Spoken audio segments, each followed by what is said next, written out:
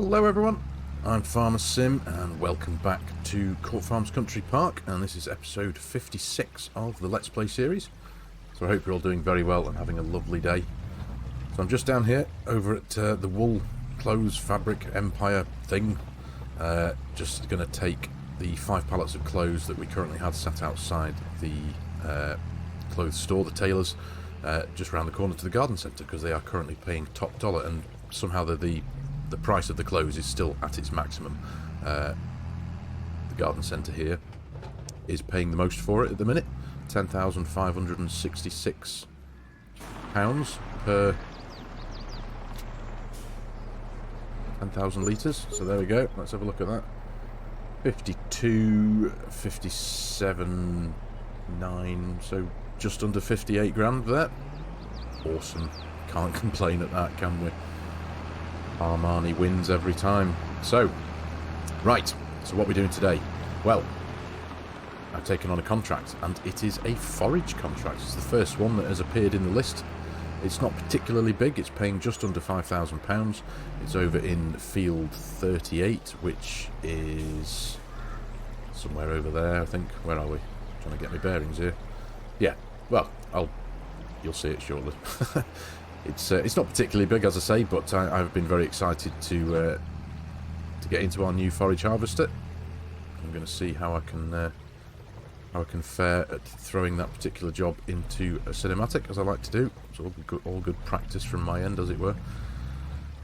But yeah, the never-changing quest for money carries on, as we've just done. We're now at 126 grand. 50-odd thousand, 58 grand for a pile of clothes is brilliant, so I'm very happy with that.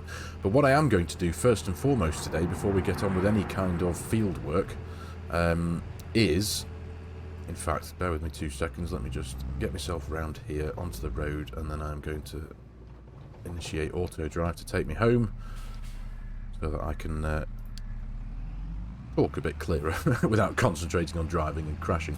Right, there we go. So, on the back of my live stream last night, thanks to Mr. Mark Thor, hello mate if you're watching, he very kindly sent me an enhanced planters pack that he's been working on, and I'm really excited I've installed it in the game, and I'm very excited to take advantage of one of the particular things. Now what the enhanced planter pack has done is essentially, it's a pack of planters, clearly, as the namesake says, that are all direct drills, and obviously Mr. Thor's had a bit of a fiddle with all of them, and it allows a bit of customization colour-wise and whatnot, but most importantly, they're all the same in that they all plant all the crops, so it's like an all-in-one essentially. So what that enables me to do is, most importantly, is to make a load of money by just doing a little bit of wheeler dealing, so to speak. So what it means I can do, and now I know I've not had it long. I did only buy the new Horsch planter a couple of episodes ago, and it's a cracking piece of kit. But what this enables me to do is I can sell the Gill Airsome seeder that I have, that green thing, and I can also sell the Horsch planter and front tank that I purchased a couple of episodes ago. Now, based on the basic menus, before going over to the shop, which obviously I know I've repeated myself here multiple times, but the shop will give me more money. But based on the numbers that the in-game menus tell me so far, I can sell those 3 pieces of equipment, the seeder, the planter, and the front tank for the planter, for £75,870. Purchasing Mr. Thor's one of the mod packs of Mr. Thor's enhanced planter pack, which coincidentally the one I've picked is the one that I bought by mistake a few episodes ago.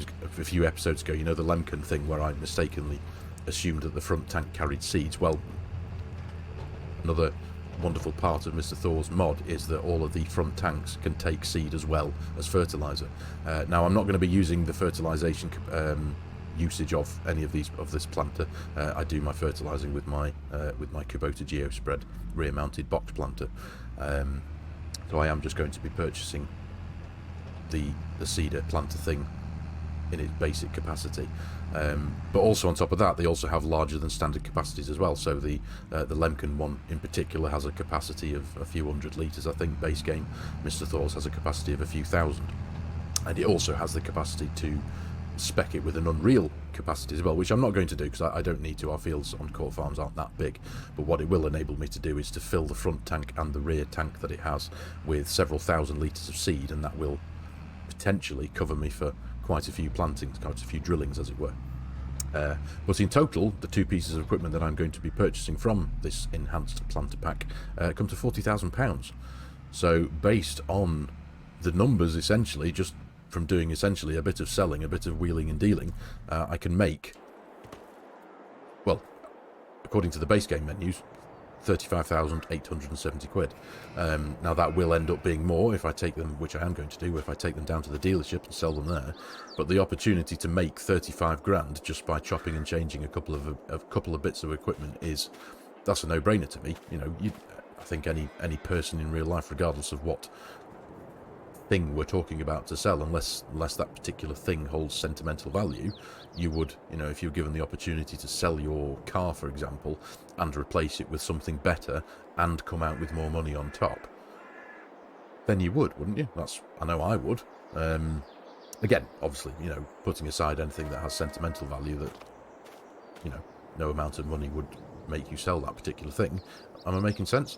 So yeah, it's a no-brainer in my words, in my mind. So this thing's going to be going, and let's just do it quickly there, this horse setup here, which is completely fine. It's all good stuff. It is actually slightly wider than the 6 meters of the Lemken thing that I'm looking to buy. This is 6.7 meters, I think, but it's fine. I'm not going to lose any sleep over that 0.3 of a meter or whatever. So yeah, I think it's a good idea. So currently it's obviously sat at 126 or just under 127 grand. 35, potentially 40 grand more just from chopping and changing a couple of bits. And essentially I'll have one drill, sorry, to cover everything. It'll drill anything that I want to drill. So in my mind, that's awesome.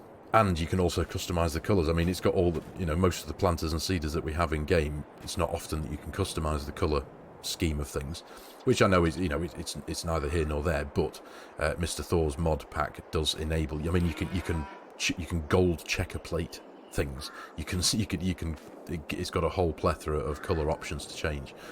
So that's really quite cool. So you can, you know, as I say, you could have a bright chrome gold checker plated seeder and planter. Seeder tank at the front as well if you wanted, like 50 cents planter, but obviously I'm not going to do that. It's a bit bright and gaudy for my like, but I am going to give it a nice colour scheme. I quite like the idea of like a black and grey, perhaps, like the bat planter, perhaps, I don't know. So anyway, that's what I'm going to do. So I'm going to pop this trailer tidily back in the shed for now. I'm going to make a couple of trips back and to the shop, taking all of our current drilling equipment down there, and I'll pick you back up when I'm down there, just before I sell everything, so you can see what money we get from selling them. I think I'm going to take the John Deere because it will manage it a little bit better. This is more than capable of doing it, I get that, but the John Deere will do it just fine. So I'll go swap tractors, and I'll see you down at the shop in a few moments.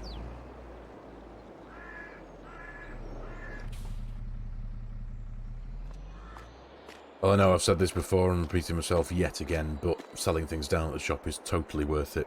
From the in-game menus, we'd get it. If we sold things through the menu, we'd get 75,870 for all three pieces of equipment. Down here at the dealership, we'll get 83,449, which is an increase of 7,579 quid. Absolute no-brainer. Wheeler dealing is totally worth it. So we sell this one. Boom, boom, boom. I'm not going to bother repainting things, so there we go there, and there we go there. Out we go, 83,449 quid. So we take away the 40 grand it's going to cost for the new all-in-one planter seeder mod from Mr. Thor, and we'll be left with a profit of 43,449 quid. I mean, that's almost as much as we got for those pallets of clothes. I mean, absolute no-brainer. Right, so I'm going to go in. I'm going to spend far too much time speccing this new seed planter thing with in the nice colour that I'd like. And I'll see you all very shortly when it's sat outside. See you, love. Right, there we go. Check that out. Come on, you've got to agree with me. That looks pretty cool, doesn't it? I've gone for a satin black finish with a grey lid. Purely because those of you who've watched a few of my latest videos, the Llama one and the live stream last night on the new Missouri river bottom map, I've been quite taken aback by that, the ideal 10T massive harvester that's black and grey, and I just really like that colour combo.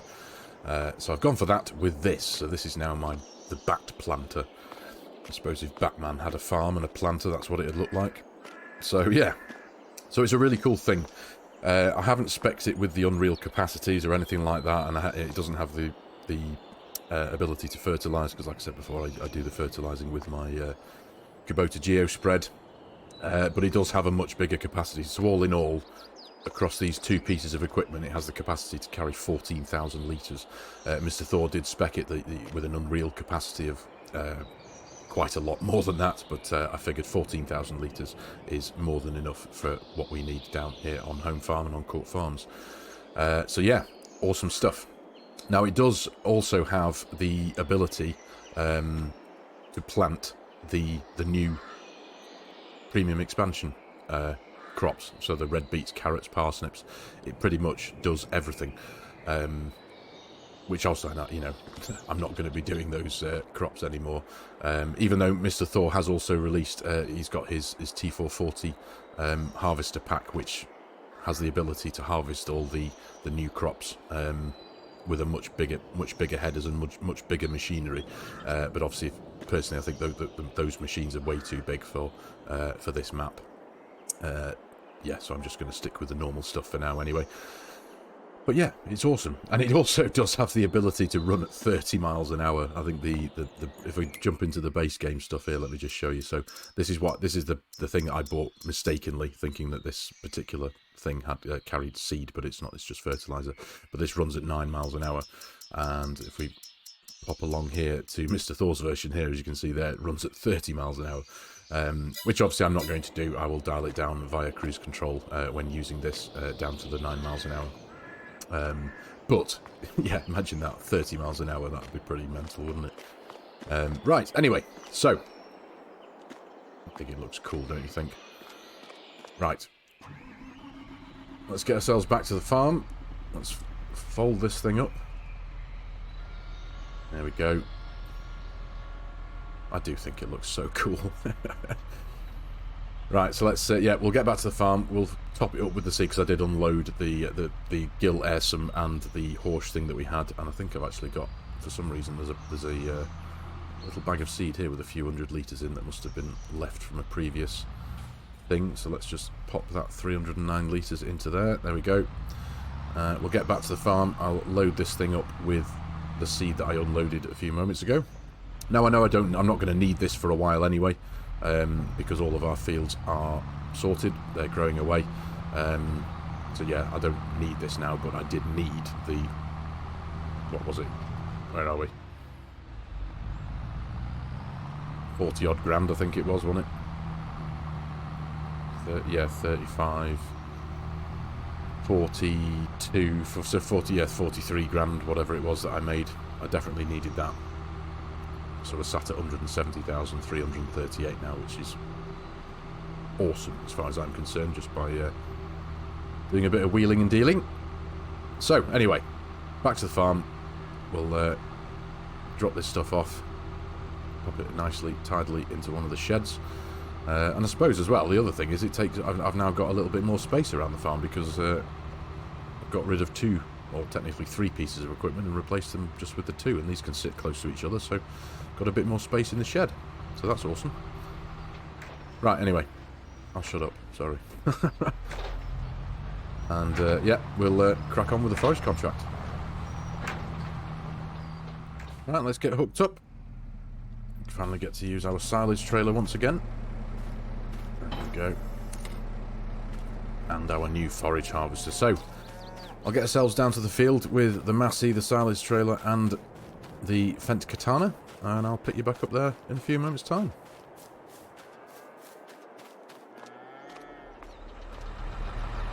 Right, here we are, down at the field.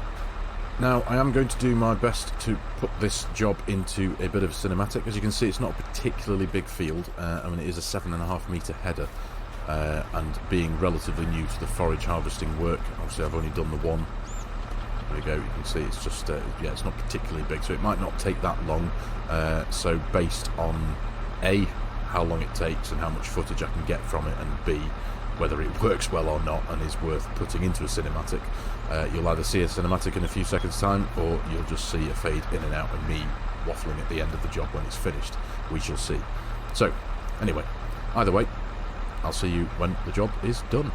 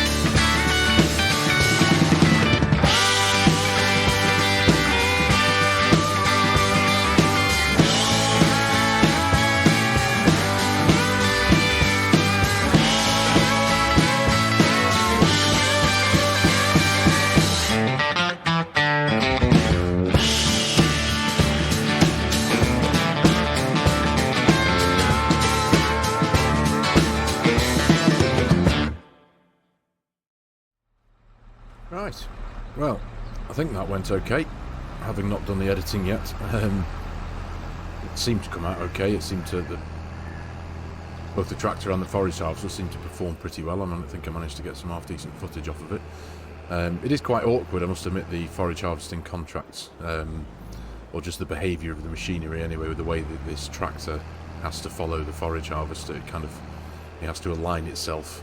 When you're running course plane auto drive, sorry, it tries to align itself directly behind it. So if the forage harvester is sat at the end of a row waiting for the tractor has to drive out of the field into the neighbouring field or whatever is around that part of the field, whether it's a river or a ravine like this. It drives into it and out of it just purely to align itself in a straight line with the back of the forage harvester. So there wasn't much footage I could capture of the tractor aligning itself with the forage harvester too much, but I hope it came out okay anyway. Sorry, yeah, that's my point. So the forage harvest contract is complete. We are at 100% there. We haven't made any extra money yet. We have what's in the trailer here, 4,850 litres of forage, of chaff. So we'll go and see what we get for this, and then we'll turn in the contract and see where we stand there.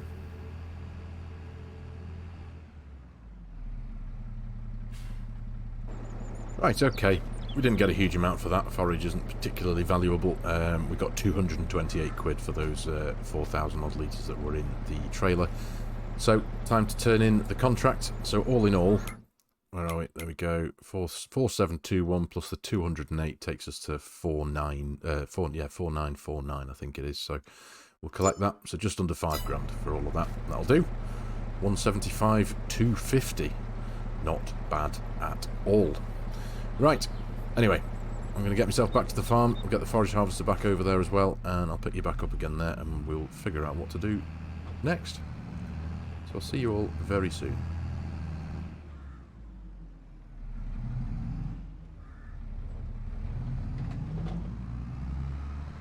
Alright, let's get this back into the workshop.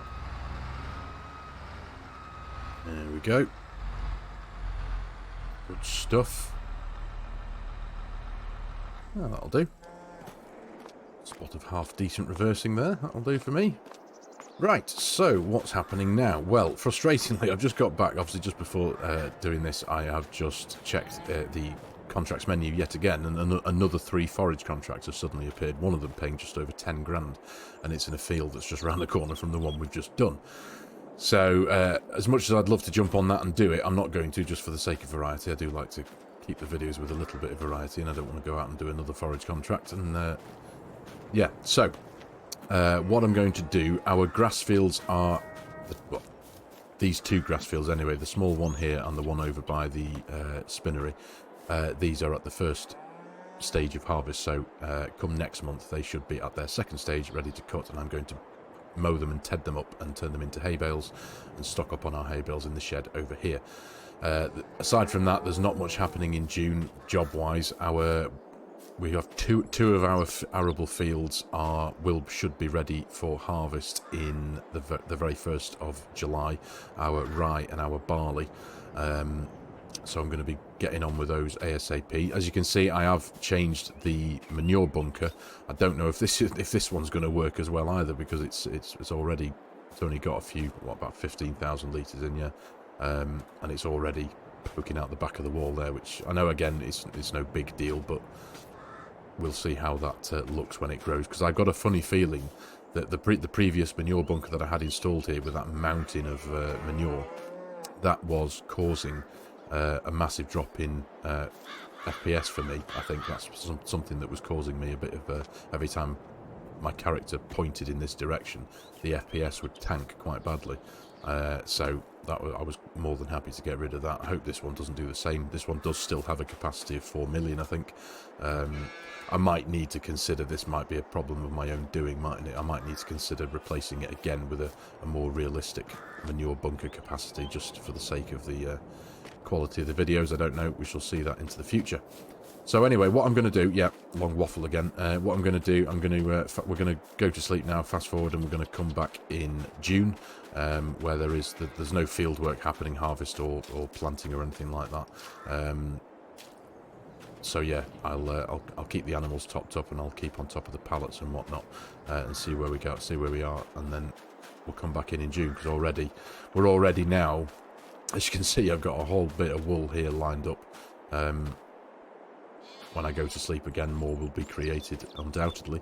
But we're actually now producing more wool than the spinnery can handle. The spinnery's at maximum capacity, and the clothes, the tailor shop, is now obviously relying on that. But I'm going to have a huge backlog of wool to stick somewhere, as it were. I think I might just have to let it build up here, and then at some point in the near future have a mass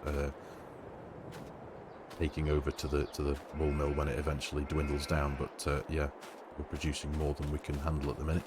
Anyway, right, so I'm going to fast forward. I'm going to wake up next month, and potentially we'll crack on with our couple of grass fields.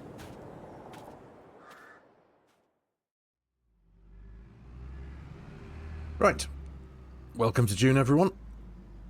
The ever-changing dynamic environment of a farm, eh? So what the couple of changes I've made since we've now come into June, the lettuces and the bread pallets I have changed to automatically sell, just to give me a little bit of a reprieve from the amount of backing and toing that I do constantly with the pallets.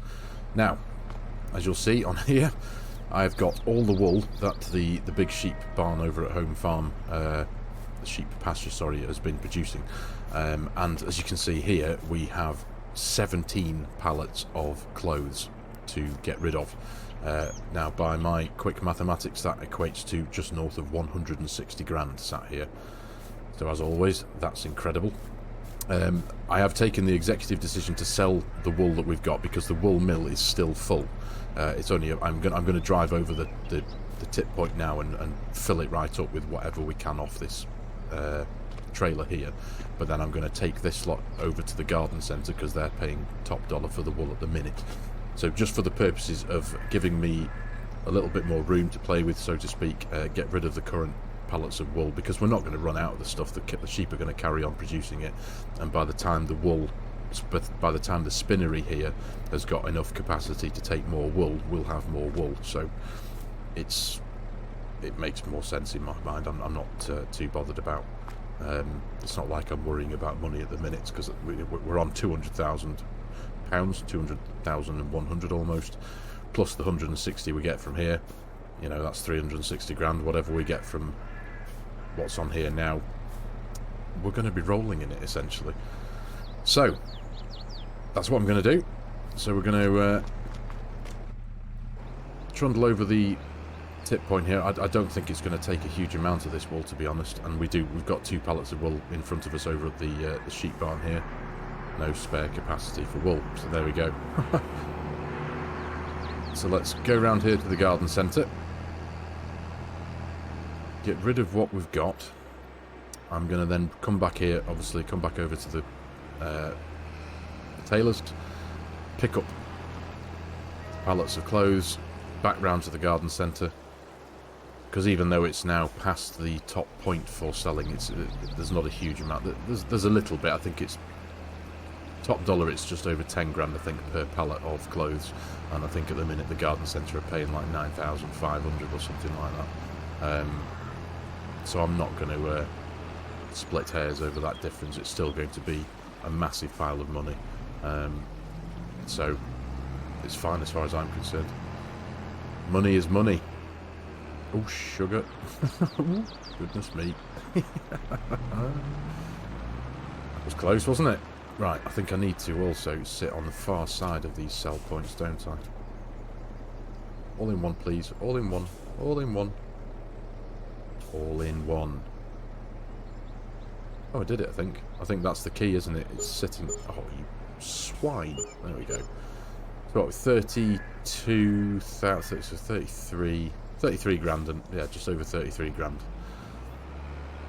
That's not bad at all. Right. So I'll go and get these clothes picked up, and I'll see you back here again when we're about to make more money. Right, here we go again. With a pile of money. Boom, boom, boom, boom, boom, boom, boom, boom, boom. £162,007 plus 15 grand environmental score. 160, 70, 177, pretty much £178,000. Wow. £412,224. Okay. We really are rolling in it, aren't we? I'm already trying to think how to spend it, but the reality is I don't know what I'm going to do with it all right now. Trying to think on my feet. Because at the minute, obviously, I've got a lot of land, I've got a lot of fields, but there's only me doing all this work, and I currently have the time scale set to 2 days a month. So what I think would be prudent of me is, so that I don't waste anything or don't frivolously spend money on something I don't need, and if I do increase the land portfolio of the farm, I need to make sure that I've at least got enough time to manage it all. So what I think I might do, obviously we all know that if I make an amendment to the days per month now, it won't take effect till July, but that's fine. So let's, what exactly am I doing? Yeah, I need to send you back to home farm, but I need to also, I think what I'm going to do, because this grass field here is ready to cut, this is ready to go, as is the smaller one behind the workshop shed thing over at home farm. So that's going to be the next job, is to mow, ted and bale this lot up. Now, one thing that I do need to purchase is, I think I need to get myself another baler that doesn't wrap, just a simple baler, because this, in particular, just for this sheep barn, because it doesn't take loose grass, it would seem. I attempted that, didn't I, back in, I think it was on the live stream, didn't I? Hence why we've got these bales here. So, yes, I could do with just a simple baler that doesn't wrap, just so I can pick up some grass, bale it up, and then use that to feed these sheep here, and store the loose grass bales in this shed over here. I think that would be a wise purchase. They're not very expensive, and as you can see, we've got plenty of money. So, yeah, so it's grass work now. We're going to get these two grass fields tedded up, turned into hay, and stored over at the back at home farm there to keep the cows topped up with food. Yeah, and we'll go from there. Right, so we're going to hook up the mower, obviously, to the deer here and get this up and running. I'm going to do both fields, obviously, but I'm going to... we've got quite a bit to do in each field. Obviously, I'm going to get the mowing, the heading, so I need to change the work mode of the mower from swath dropping to wide spreading, I think. Yeah, so we need to get that done, head, row up, and then bale this field here, and the other one I'm going to do my best. I'm going to put this one into a cinematic, and I'll get the other one done off camera. As I say, because there is quite a bit of work to do in each of them, even though that one's quite small, we've still got quite a bit to do. So you can leave me to it for this, and I'll pick you back up when both the jobs are done. Pretty much. So see you in a while.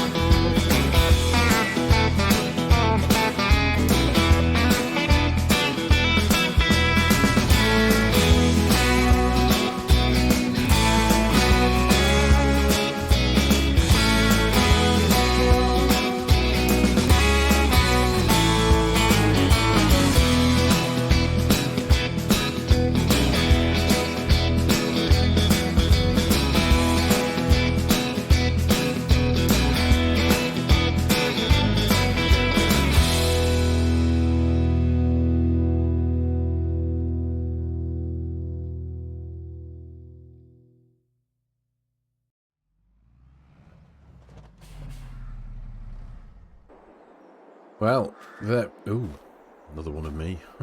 There's that bug again. So, across those 2 grass fields, we got 38 bales of hay, so that's not so bad. So, I need to get those all loaded up onto the bale loader and sent back over to home farm, stacked up in the shed to be turned into cow feed eventually. Now, obviously, I'm pretty amazed at where we are at the minute. £414,707. Yeah, lots of money. Lots of money indeed. Now, I've been pondering over how to spend it. I hope you're proud of me and that I haven't gone out and just frittered it away on another vastly unnecessary tractor.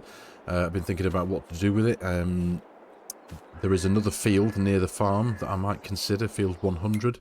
Popping over into the PDA very quickly. I'm not going to do anything right now. I'm going to ponder over it. But this field here, field 100, it currently has a crop of oats in that are very nearly ready to be harvested. Speaking of that, as are pretty much all of our fields. These 3 here, the ones that we planted most recently, obviously they're still growing away. But as you can see, all of our other fields are in the darkest stage of green. So pretty much come the beginning of July, they're going to be ready to go. So if I was to make this purchase, that's also going to be pretty much ready to go at the same time. So that's excellent. But I think it would be a wise thing for me to do, mainly for me really, just so I'm not putting myself under too much pressure and I can give myself a bit more time and spread things out a bit more, is to change the days per month from what we're currently at now is 2 potentially to 3 or maybe even 4. I don't know, because there's a lot going on. I suppose we've got a lot of fields to work in. There's a lot of field work to do, field prep, obviously, you know the score. Yeah, so it might be a good idea for me to consider that, so I'll potentially do that in between episodes. Yeah, but not bad at all, I'd say. We're closer to £500,000 than we were before, aren't we? So that's pretty awesome, and it can only go up, especially with the way that the clothes production's going. Farm Army, it really is quite impressive. I think I'm really quite chuffed with it. I am trying to have an idea. If any of you have got any ideas as to what I can do with my manure and slurry, is there anything else that I can't think of aside from selling it to the BGA?